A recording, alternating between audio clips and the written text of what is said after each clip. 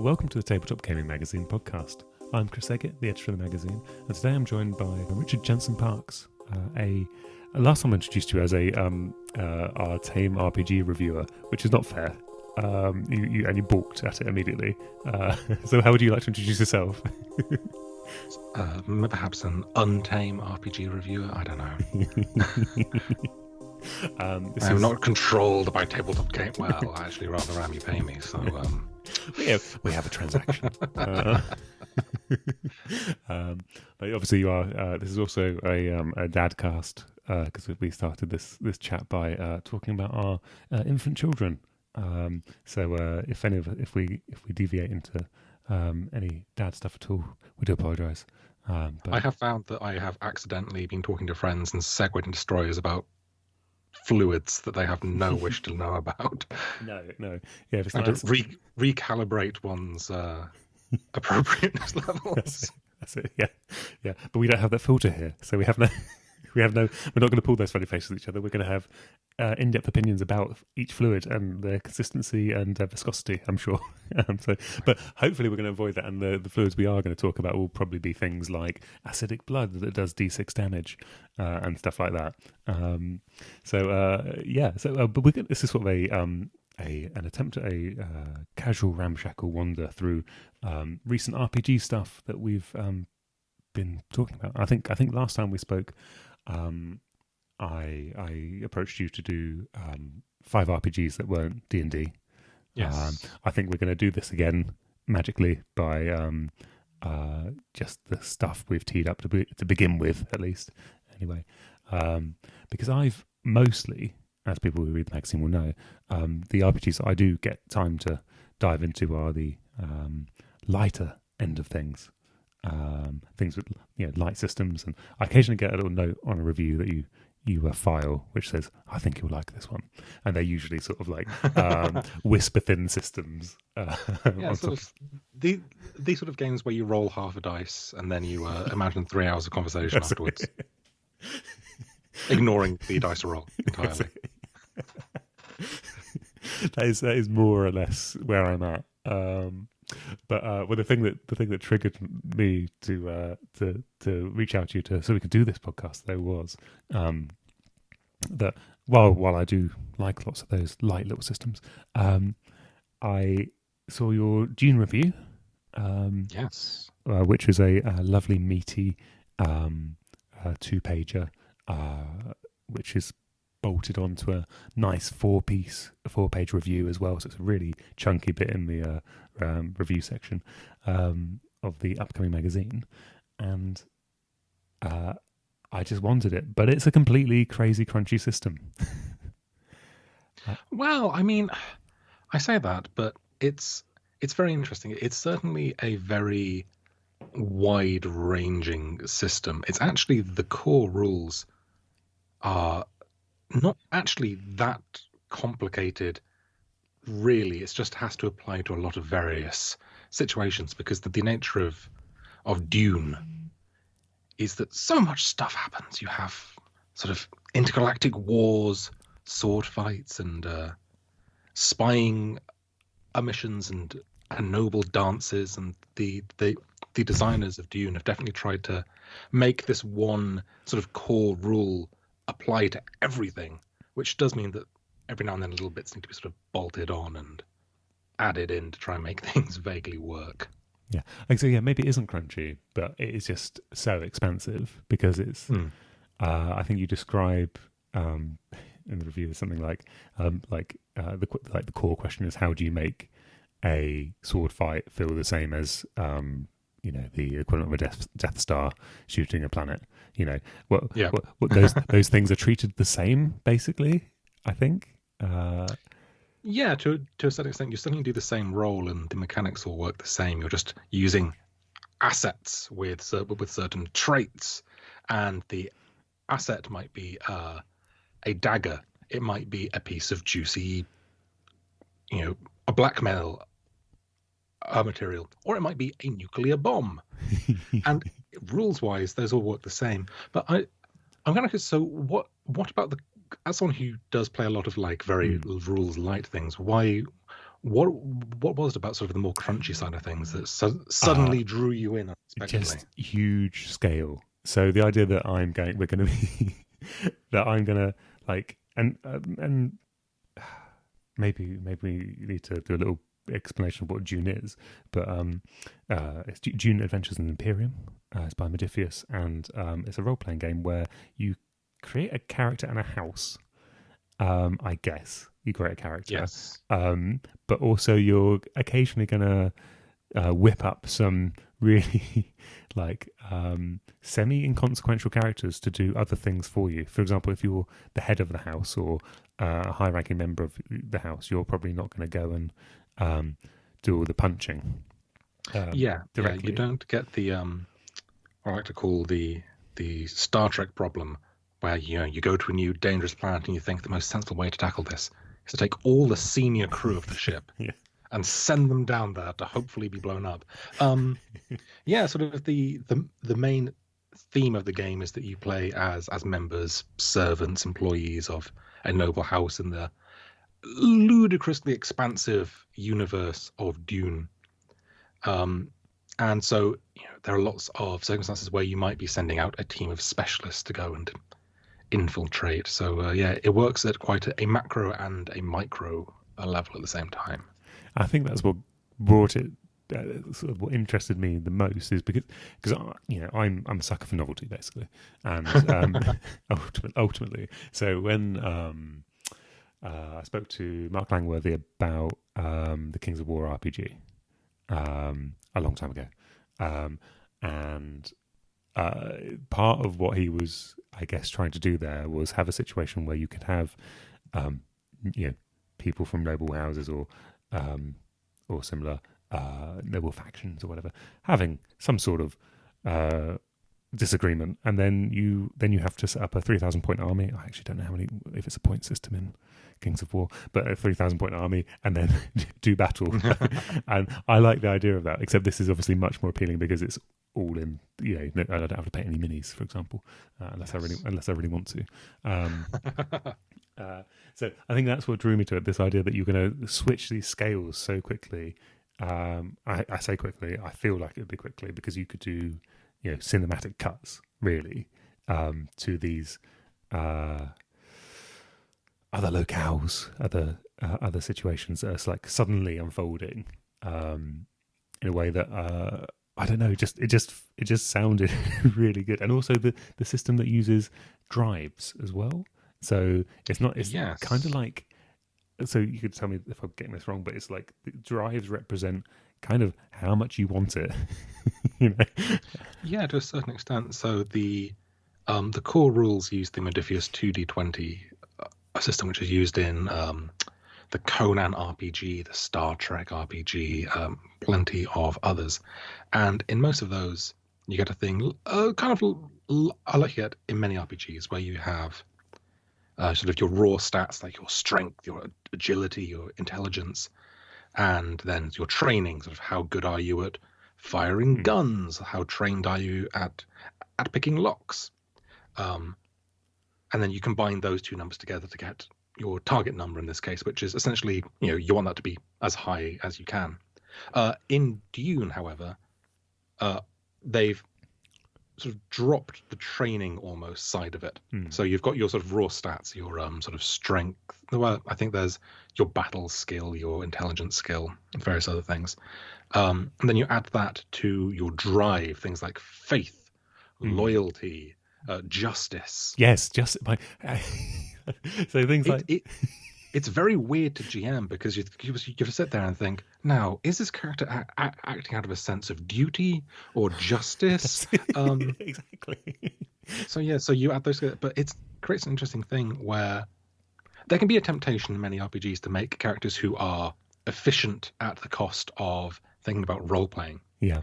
But by baking those drives like into the core of like every single role you make in the entire game, you have to make decisions on how you'll act, and it's actually quite good for people who are maybe used to trying to win RPGs or at least get the most advantages they can, because if you're trying to sort of cheese this, you'll think, I'll do everything in a very dutiful way. And guess what? You're role playing. That's it. I also, I will say the concept of trying to win an RPG is alien to me because you can't win one.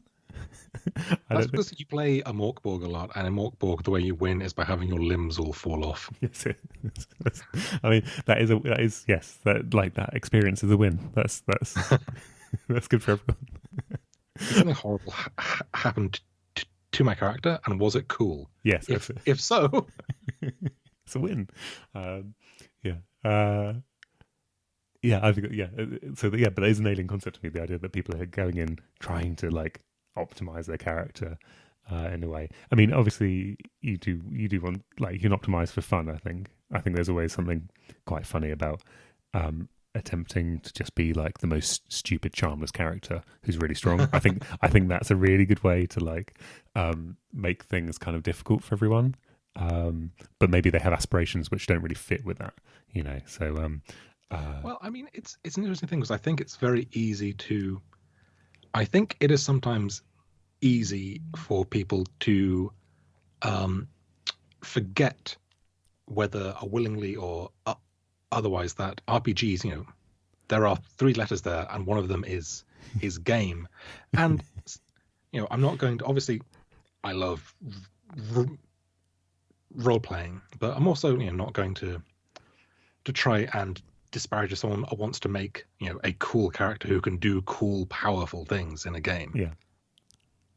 Like, especially, and there are some games where that, like, if you're trying to do that in Mork Borg or in Electric Bastionland, which we also have a review of in this issue, I think that you're probably to a certain extent playing the game wrong. But if you turn up to a game of Pathfinder with a murderous character who uses 14 combinations of feats to do things, then to a certain extent you're kind of playing that game right. yeah, that's right. I mean, that's sort of like the crunchier end of like character stuff. I guess that I'm a little bit alien to.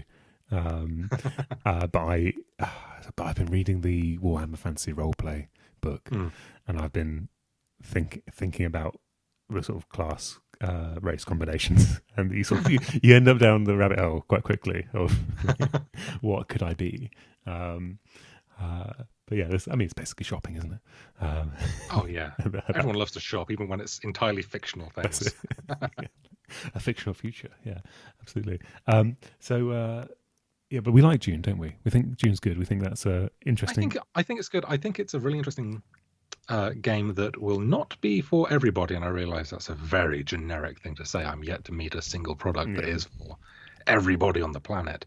But it's not a game I would play if I wasn't already reasonably invested in the Dune universe, I think. Or at least I would need to have someone at the table who was big into Dune.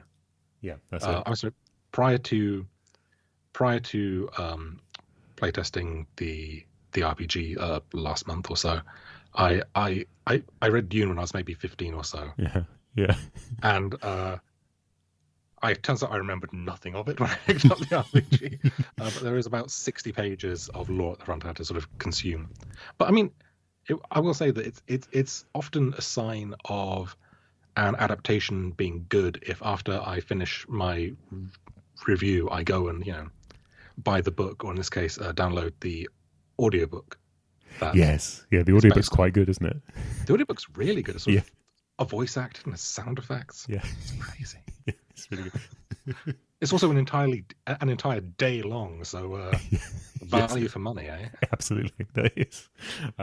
Yes, that is the way I consumed Dune most recently, because I did that while my daughter was very young, and we were taking shifts and holding her because she wouldn't sleep without being held.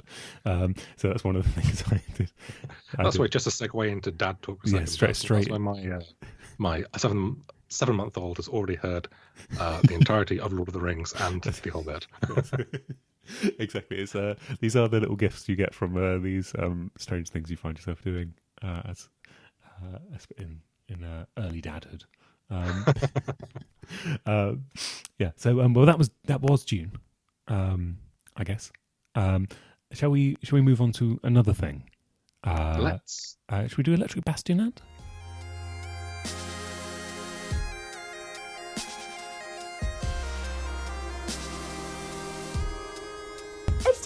magazine, and there is so much inside this one. We've got Dune, we've got Fallout, we've got Ticket to Ride Europe turning 15, plus of course a lot of reviews, plus a standee for Saigo for King of Tokyo if you buy from us directly or you're a subscriber. It's on sale the 28th of May, so make sure you don't miss it. You can pick it up online, digitally or in store, so head to tabletopgaming.co.uk for all your info.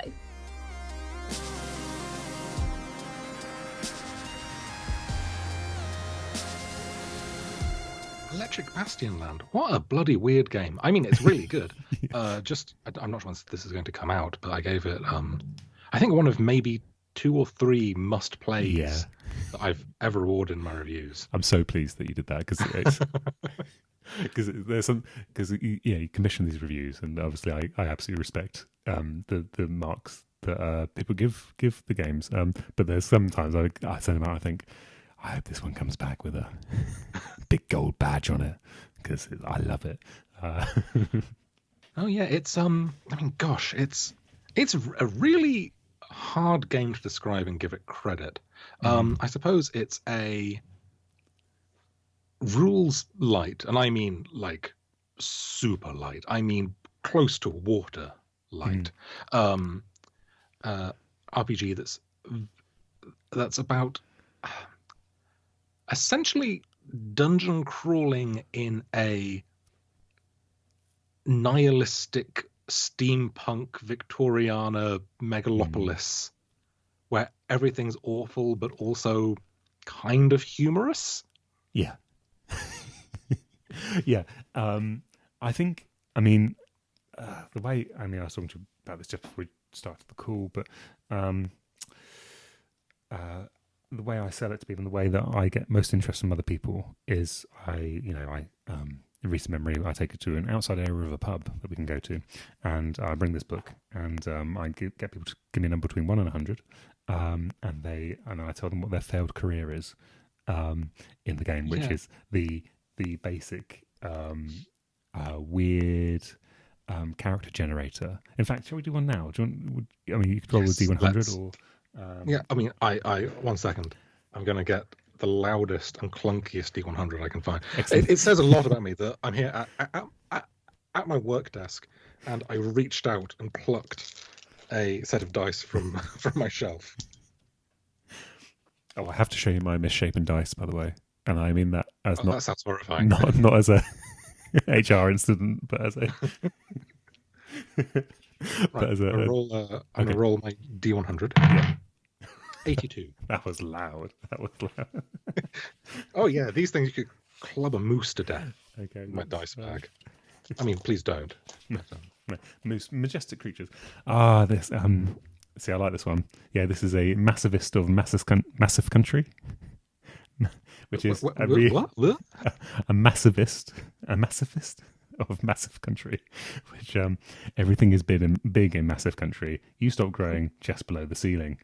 The picture here is of someone in a train cart, but they're like basically kneeling and bent over. They're like a Dark Souls boss taking the underground. That's what it is.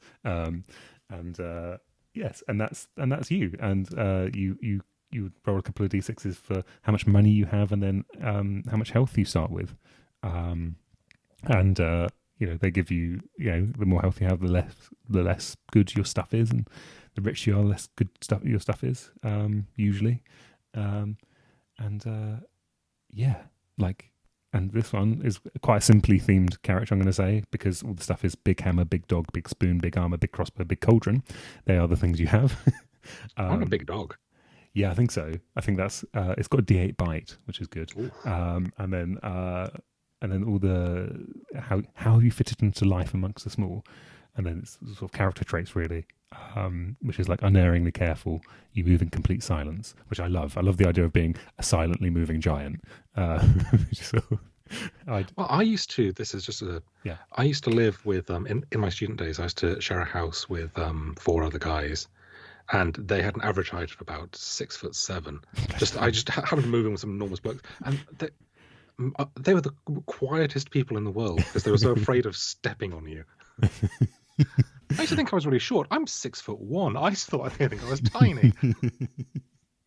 Yes, it's strange. I'm 6'3", and then when you meet someone who is not average size like we are, you would you suddenly feel very unusually small. It's a very strange experience because it doesn't happen very often. Because most people are, I don't know, what is it, 5'11" or something like that? Is a normal height for a gent. And yeah, just it is a strange experience. But yes, that could be your character. There you go, and then off you go. I mean, it says a lot that in having this little conversation, we've essentially rolled up a pretty complete character, and that's one of the things I really like about the game is that you can just sit down and get going. So many games require you to oblige a conceit upon the party. Oh, you need to go on this adventure, and then you have to invent some reason why. With Bastionland, you've got a failed career, and for some reason your party owes a 10 grand debt to some people. And it's I like there is a little thing in there of which I like, is a really like board gamey thing of it's the youngest person who owes the money. Yes, and I think that's very much the choose the first player sort of mechanic. But yeah, and then you owe money, and then off you go to find some treasure to get some money. Treasure, quite possibly get murdered. Yeah, exactly. It's very immediate, and everything about the game and the GMing guide, which is pretty good, is all just go forward. There's no failed roll that fails to change the world. It's very and that's a fairly common GMing philosophy, but in Electric Bastionland, it's really brought to the forefront of everything. And because the game's so simple, you can just pretty much sit down at the table with no idea and have a pretty good time. Yeah, and it and I think a lot of games which have themes like Electric Bastionland and stuff like that, they don't have they maybe focus more on the I'm going to say like the softer, wispier side of role playing, where it's all about your sort of place in society and all this sort of thing. But this one is about hitting things quite a lot. You can go and hit things. It's quite dangerous, but it's in fact it's impossible not to hit things. One of the things I like about the rules are pulled from old school D&D, like first, second edition Dungeons and Dragons, sort of D20 based. But there's no such thing as a to hit roll. There's no such thing as an ability check. If you want to hit something, you hit something. You do damage to it. There's no way to avoid it. All of the monster abilities aren't, make if there's a tentacle beast, it's not, make a save. And if you make your save, then you roll out the way. It grabs one of the characters and starts to eat their brain. And it's quite hard if you come from more traditional games to sort of get over the leap of like, oh, this is broken, this is stupid, this is dumb. But it actually really works, and it makes things zip along. Yeah, so I feel like it's going to be a thing where you don't want to go back to rolling for hits. That's what I feel like. I feel that's what it could be, because it's like that's more admin. That's for cowards. Yeah, actually rolling to hit things is for cowards, as you say, is because I think the argument is that HP is a abstract representation of your ability to get hit, dodge, or otherwise. So the more you have of it, the better you are at those things. Whereas traditionally, I suppose you think of it as something linked to constitution or something like that. That is the weird thing you do occasionally if you're playing, more traditional Dungeons and Dragons. You make a logical leap where you're playing at fairly high levels, and let's say a demigod throws a small hill at a character, and they take 50 damage or whatever. And they're a halfling, and they're wearing maybe some boxer shorts because they're a barbarian. And you've described, you get up and you're a little scratched. And it is a little odd. Yes, yeah. It seems like maybe it should be a bit more impactful to have a hill thrown at you. I've yet to properly play Electric Bastionland because I've just not been able to get the group together, despite the fact that I love it so much and I carry it around with me to many places. Where do you go? That you just like, I suppose this is kind of your job, isn't it? So, Well, no, it's more just sort of casual outings where I think I might be able to convince the people at this table to play an RPG. But often, I mean, last time we literally got rained off that we were in a pub garden where I was going to. Do you just sidle up to people in the park and sort of say, "Hey, you want to play a rules light OSR RPG?" Open my big coat, which is not full of watches. It's full of counterfeit watches. It's full of light rules RPG. Yes, of which I played a couple more, which I'm just gonna, if I just quickly just shout them out. Yeah. So I played Hypertellurians, which is a similar system to Electric Bastionland, and in the fact that it uses a kind of after you run out of HP, you start losing strength, which I think is nice because there's a real risk to like really messing your character up on an adventure to a point where they aren't really able to do the things you'd expect them to be able to do at the start. And Hypertellurians is a basically silly space opera game of you are usually a cosmonaut or one of the pre-roll characters is a like a reanimated corpse of a human who's got a bit tangled up with a fish. So one of the character traits of that tangled character, up like emotionally, tangled up literally. Literally, like you're like it's basically like a sort of skeleton who has been dredged up with a load of fish parts and is now nice. A fish from the bottom half. So basically a mermaid skeleton, I suppose, but also with like lots of like hooks and stuff in them and all that sort of thing. Anyway, one of the character traits is that they don't have they sort of have to drag themselves along, therefore they're quite noisy and all that sort of thing. And it's just a jolly silly time with loads of like character development options, like the depth of the GM guide in it is maybe like 5 or 6 pages, and then 60 pages of it is like, here's how you can level up your character to level 20 and do sort of weird and wonderful things. So that's Hypertellurians. I thought that was quite good. Mausritter, which is a Games Omnivorous game, which is it's a nice little game of being a mouse and having mouse adventures. But obviously it's still quite dangerous, and there's things like cats who want to eat you and stuff like that. But the scale was really interesting. The idea that you could play the game on your kitchen table and everything would actually just be the right size. The miniatures, like it'll be a literal, like, this is how far you can move. You can move 6 inches. That's it. So that was quite interesting. I suppose it means you can play with miniatures that aren't. They are just representations. That's it. Yeah. It's exactly like that. Like you don't have to pretend that the salt and pepper pots are something else. They are salt and pepper pots. That's yes, and that's kind of funny. I quite like that. That uses that kind of inventory system with tokens. Right. Have you played one of those before? You have no, and so you have. I don't think so. No. So you have your character sheet have a little block with like. And this is the deluxe box that I got sent. So there's little punch out tokens for, like, I'm going to say an axe, but it's not. It's a spoon or something that's been sharpened, and that takes up two squares of your inventory. Oh, right. And so it's all like, in terms of things like managing ammo for your tiny slingshot and stuff like that. There's little marks you can write on the tokens to say you've used that once or twice and stuff like that. I just thought it was just like, it just solved some of the annoying things I have to keep track of when I GM things, like how many times have they fired that gun? I'm not sure. This is probably the last time, I guess. It's more interesting if they run out of ammo. So that's Mausritter. That's pretty exciting. And I also received Ice Fleet, which is a Into the Odd System game about going on a boat in the ice, and then stuff happens that's spooky. But it's one of those ones that comes with a record, a vinyl record.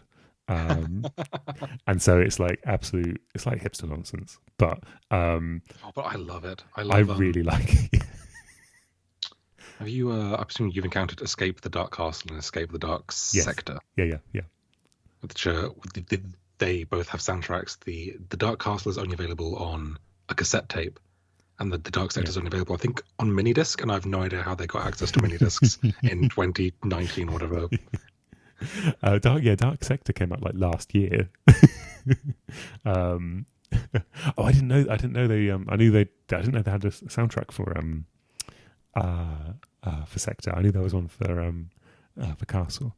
I really like those games. I think they are these strangely like English style gateway games for people because they sort of feel they're not like gateway Euro games where it's about learning that you're going to trade something for something and like there's some maths and stuff and no one's really going to interact with each other. It's like just like a gateway version of somewhere between wargaming and role playing, which is sort of I think the English tradition of gaming. Yeah, I mean, I love them mainly because I get to do really stupid voices all the time. You open the dark gate, and all the wolves bore forth, and such. Yeah, that's fabulous. And that's my little rundown of weird little things I've played there that I just wanted to basically vomit out into the world, just so everyone knew about them. I do find it interesting that you sort of seem to have settled on a niche of like, what are, like, in absolute fairness, like, not the mainstream of RPGs. No, it's not. I know. I should be there playing every new D&D release. I know. No, everyone.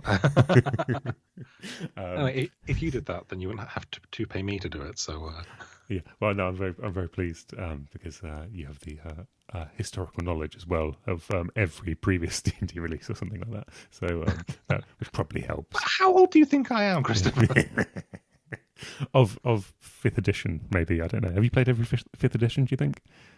I've certainly read every fifth edition thing. Yeah, yeah. I think that's pretty strong. I don't know why I've ended up here, other than my previous life in writing literary newsletters. So I'd cover lots of small press stuff. So I think anything that's small press, where I don't know, that's been stitched by the person who wrote it and stuff like that, I'm always kind of really interested in that because it feels, I don't know, like direct. Yes, I was about to say super direct. Yeah, exactly. And it's like it's less like a product and more like someone saying, "I've got this idea that's quite out of hand, and you can buy it if you want." I think that's the level I operate at. So that's and on that I've got Undying Sands. Undying Sands is another Games Omnivorous game, and it's this GM screen. Ooh. Just here, which I'm sorry to podcast listeners at home, you can't see this.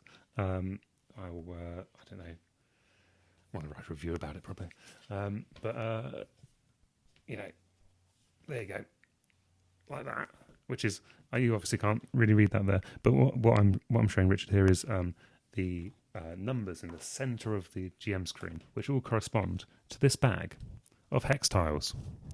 That's right. It's a randomized hex tile RPG. I know, it's randomized exploration. So I'm yet to give it a go, but I am very excited at the idea that there'll be something on the table for us to look at, because I've always done the theatre of the mind thing, which brings me actually to a point which I ran the Alien Chariot of the Gods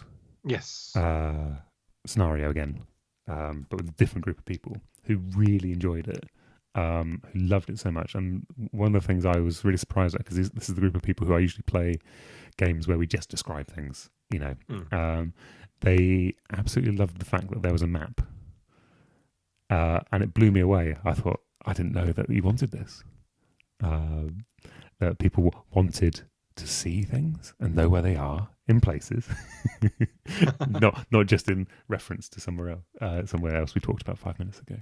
And so I wondered, that was a bit of a moment for me where I thought, maybe I've been doing this all wrong. Maybe I need more props. So, what do you have a go-to for your prop list? Well, so the nature of it is very boringly that it really depends on the game I'm running. If I was running Electric Bastionland, then my props would probably consist of maybe a piece of paper or like a dry erase board in the middle of the table where I could, if I want to illustrate, the direction between two things, maybe scroll on that. Yeah. And that's about the extent of it. You really don't need anything else on that. But for some games, having sort of props and maps and miniatures can be quite fun in some ways. There are sort of essentially two reasons why I would use maps and minis, etc. One of them is that for some games where spacing and where tactics is a big part of the game, just having maps helps. Being able to say, okay, these characters are this far away. I have a spell that can hit this many feet worth of distance or this many squares, and that becomes another aspect of the game. Playing because I used to run Dungeons and Dragons almost exclusively with maps and miniatures. Then when we switched, when 2020 did its way into the world, we switched to playing exclusively online just over Skype, and neither one is better than the other, I think. But using theatre of the mind creates different things. It's much more about creating the storytelling in combat rather than enjoying the sort of the mechanical aspect of positioning carefully and catching the enemies in just the right area to get area effect, and making sure that this character is standing here so that the enemies can't go past them, that kind of thing. Whereas with Theatre of the Mind, the necessity of it is that if you want to have something more exciting than I move up to the enemy, I attack the enemy, then you're somewhat obliged to throw in, there's also a flaming log swinging from the ceiling that you can interact with in some way, and also the water's rising, and so I think it creates two sort of slightly different styles of play. I suppose I should probably try and combine them, but that's also difficult. But also having props is in some ways just quite cool. If you turn up to the table and the GM whips out this beautiful map and all these perfectly accurate miniatures, there is a certain degree of like, ooh, exciting. Yeah, that's true. And though doing terrain does, obviously add a certain degree of extra prep. Do you have terrain? Can I ask? Is this a thing not that's part of it? Really. I use a lot of sort of pre-drawn battle maps. A company called Loke makes a series of printed maps which are absolutely incredible. In the interest of disclosure, I have recently done some work for them, but I've been reviewing them for years, and they're absolutely amazing. Yeah, long before they paid me anything. we really like them. They sent I think the one I guess, of course, it's just the way I approach things. The one I'm most interested in is the tiny like pocket one. I have no idea how to use it. I don't know how. Oh yeah, it's absolutely beautiful. Well, mainly I've got that. So most of their maps I think are A4 or A3 size, because we fold them out. But they also make like an A6, I think, book. I don't know. I thought it was even smaller than that. I thought it was like post-it notes or something. When I get sound effects for 30 seconds while I go, I know where it is on my shelf. Okay, one moment. Oh, it is. Yes, no. I suppose it is A6. Yes, no. You're right. Yeah. It's square, but it's absolutely tiny. I've usually used it in Venice. I've usually used them as entranceways. Okay. And exits, which are just bottlenecks. The entranceway used backwards. And those have quite cool things. And sometimes having things on the map can be quite. There'll be some barrels on the pre-printed map, or that you've thrown onto the table as what in your mind are meaningless terrain, just to look cool essentially, and then by seeing them, a player says, "Oh, can I hide in that? Can I hide behind it? Can I roll a barrel at them?" And I mean, obviously, you can just think those things up, but having them there good for inspiration well at times. Yeah. I suppose that is it. Which is, you want to put the things there that are going to surprise you as a GM. I suppose that's quite useful if they are all pre-printed, basically. If you don't have to, you don't have to describe the torches, I suppose, and that sort of thing. I'm going to have to try a proper game with like proper minis and stuff at some point. Proper, Christopher. I know. Everything is proper and nothing is proper. That's it. I suppose so. Yes, yeah. I just feel that I'm clearly cheating by just chatting away.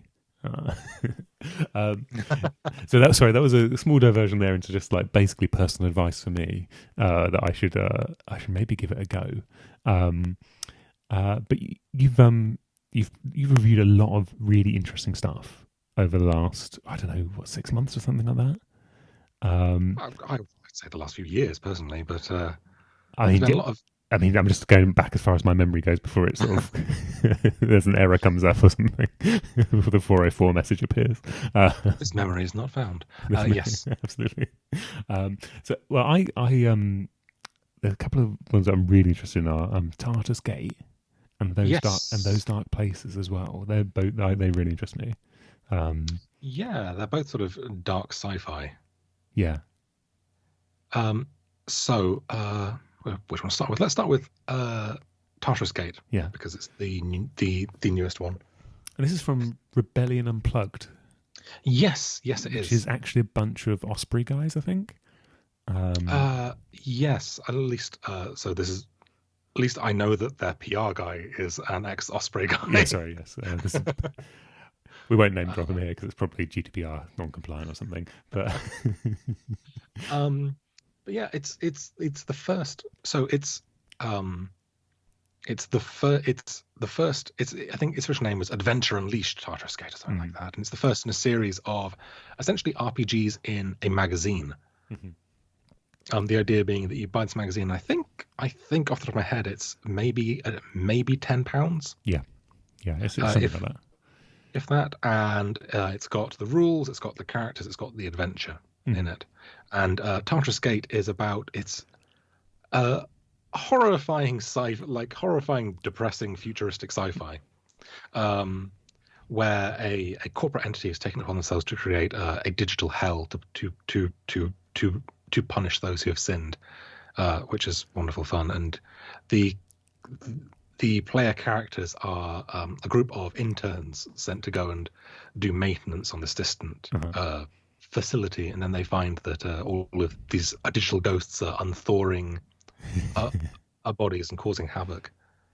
It's great fun. It's written by the team from Rowan Rook and Deckard, to do a lot of sort of very interesting indie RPGs. So that's Spire, right? Spire, yeah, and many other things. Yeah. And it's wonderfully written. It's very bleak, but it's great fun. And the fact that it is in this very consumable format is very interesting. That the rules are, I think, maybe a 2-page spread. Yeah. They're very limited in the sense that there's no way to make a character. Mm-hmm. It's all just you have to play the pre-gens, and I think it's an interesting trend in sort of quasi one and done RPGs. Mm-hmm. Yeah. For example, things where you sort of have to play a specific arc out to a certain extent. Like so there's Band of Blades, which I think we reviewed in 2019 or last year, perhaps. Yeah. Where essentially it's not a universal system where you can sort of take this and run any kind of stories you want. You're playing this specific type of adventure, and I find that quite interesting, quite refreshing. That not every RPG needs to offer infinite entertainment. Yeah, there's nothing wrong with paying, in this case, £10 and having probably last about 3 sessions, maybe 4 sessions, having 12 hours of fun between four or 5 of you seems seems a perfectly reasonable return on investment to me. Yeah, no, I like that. I like so this is probably a very unpopular opinion, but I like my RPG books to be as kind of like trashy as possible, and not to be. And if it was up to me, they would all be in a size closer to a normal softback book, rather than the huge tomes that they almost universally get printed in.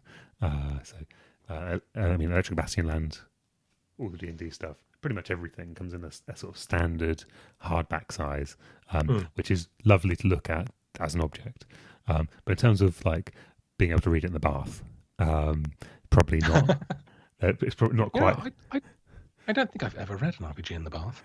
Well, I've not read many because the format doesn't quite suit. Too bloody big. Yeah, that's in right. fact, on the thought of format sizes, you've segued beautifully, and if it's intentionally, then very well done, into Those Dark Places, because Those Dark Places is, in fact, from Osprey Games, one of their line of RPGs, and I have the book within convenient grabbing a distance. It is. Beautiful, yeah. It is A5 size, I think less than 100 pages, just over 100 pages. Yep, perfect. Yeah, and it's very light, very breezy. This is about sci-fi horror that's less about sort of Star Trek or Alien where there's horrible creatures in the gloom trying to eat your face, or alien empires trying to conquer the world, and more about, hey, what do you think would happen if we got a spaceship built by the lowest bidder, stuck a load of crew on there for 6 months, and said, hope everything goes okay and that no one goes insane and murders everyone. It's again quite bleak. The rules are incredibly simple. If I have a criticism of the game, it's the rules are a bit perhaps too simple in places and kind of don't work as well as they might in some areas. But it's an incredibly light, very interesting take on sci-fi horror. Yeah. I mean, it sounded very good. It's very much the sort of paranoia end of things. Yes. Where rather than because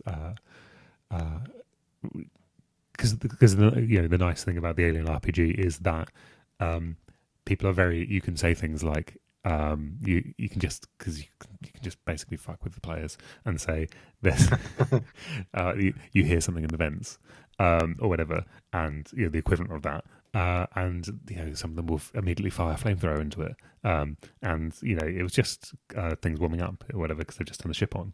Or they've taken it out of stasis mode or whatever, and all these things that you can sort of do to players are then backed up by the fact that eventually they will meet an alien at some point, which will take their head off because they haven't got a flamethrower anymore because they fired it into a vent because they heard a noise, which is perfect.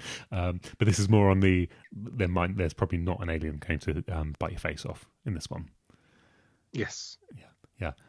Which is its own kind of genre, I guess. It's more like you will, I don't know, turn up you'll be sent off to go and service a space station, and by the time you've arrived, their food system is broken down and they've resorted to horrible cannibalism. Perfect. Yeah, there we go. That's it. Yeah. The horror is other people. The real horror is humans. Yeah, which I suppose maybe that's a nice segue into Altered Carbon. If you have any remaining thoughts on that, because that's where the horror is humans, but it doesn't matter because you can just swap into a different body. It's fine.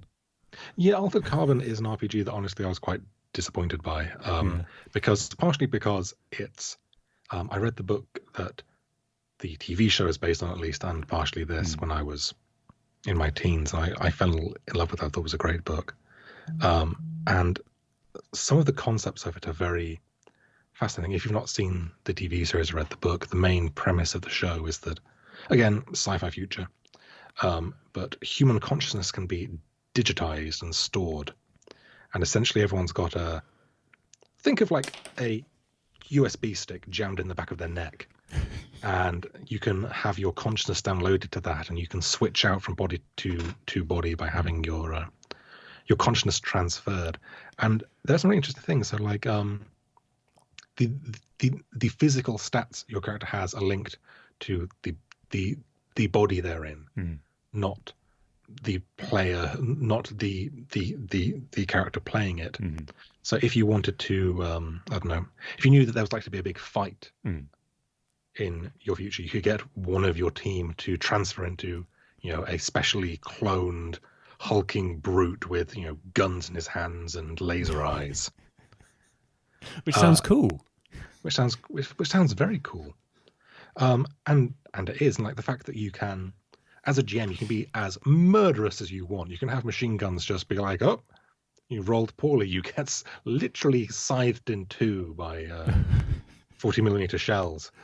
But you know that within 20 minutes they'll be back in a new body. Yeah. I don't really like the rules in it. It's quite fiddly. And it's not very well written, frankly. It literally took, and this is, I don't know, perhaps me exhibiting being awful at games, but it took our group 20 minutes to work out how to shoot someone, and that's not an incredibly enthusiastic response to a game. What kind of shooting was it in the end? Was it basically you're doing miniature wargaming? No, not really. Okay. I mean, it's very sort of RPG-y, Okay. but it was just, I'll be honest with you, it was a few months ago and I've flushed it from my brain. Yeah, that's cool. That's cool. Well, the other one, which is maybe slightly more recent, and I'm going to test you on, is AGON. Yes. Which is, from my understanding, you just resolve everything with one dice roll.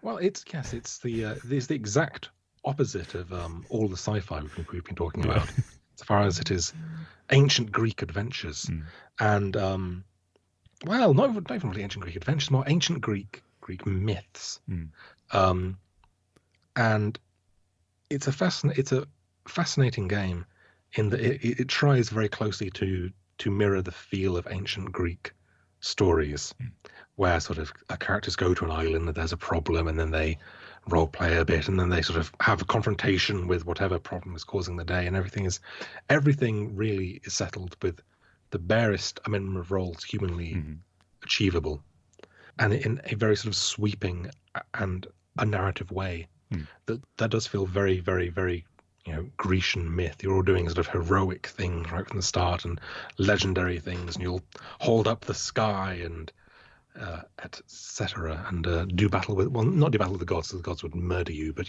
interfere with the gods and be cursed and blessed by them. But no, it's a very interesting system, because there are plenty of vaguely Grecian, ancient, legend-inspired RPGs out there. Most of those amount to, more or less D&D in sandals. Yeah. AGON, however, is very much we are doing Greek myths, and that's it. And you could also do like Babylonian myths, I suppose. But yes, I suppose yes. Any kind of myth you could slot in there, I suppose. And that's another gorgeous little book as well that I again I've not got to the table. So that's on my to get to the table one day pile. So what else have you got coming up? What are you looking forward to? Well, Wanderhome. Yes.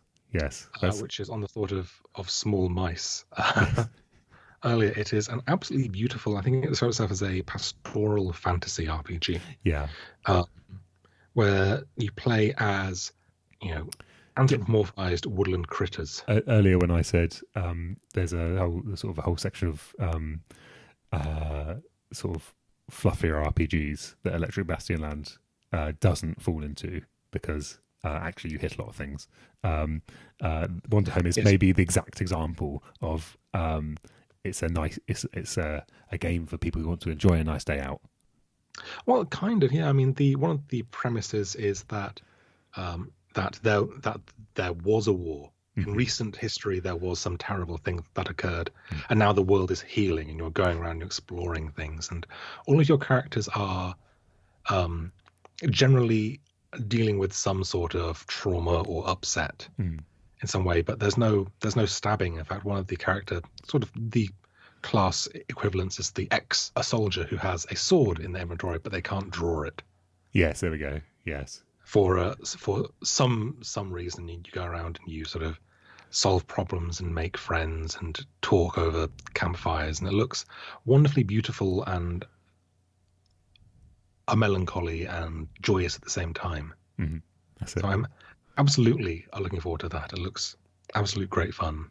Yeah, it does look really good. I've seen. I watched a bit of Chris McDowell. Speaking of Bastionland, he does a couple of streams every now and again on YouTube and Twitch, and I think he did a solo playthrough of it, and he had one of the things his character had was like judgmental, but trying not to be, as in or something equivalent, which is just says they are judgmental, and that they are, or they were judgmental, or they're trying to work on it, or something like that. It's just like these little character things that are, I guess, really easy to lean into,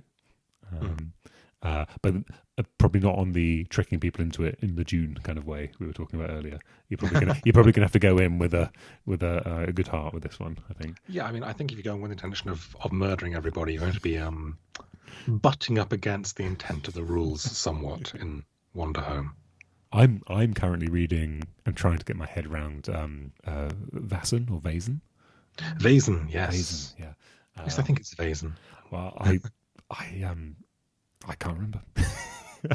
I say it wrong every time. I'm sure I say it wrong at least one way every time. I'm trying to get my head around that because that's sort of fantasy, Nordic fantasy Cthulhu, because it's all yeah. Have you played it? Yes. Yeah. Yes. Yeah, it's kind of the Scandi version of Call of Cthulhu in some ways. There's a very heavy. The premise is that there are weird, spooky things in the forests and things that come out at night, and you're part of an ancient secret society that's trying to deal with them in various ways.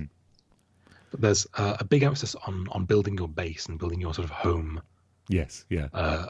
Like a ruined castle full of labs and armories and flower gardens.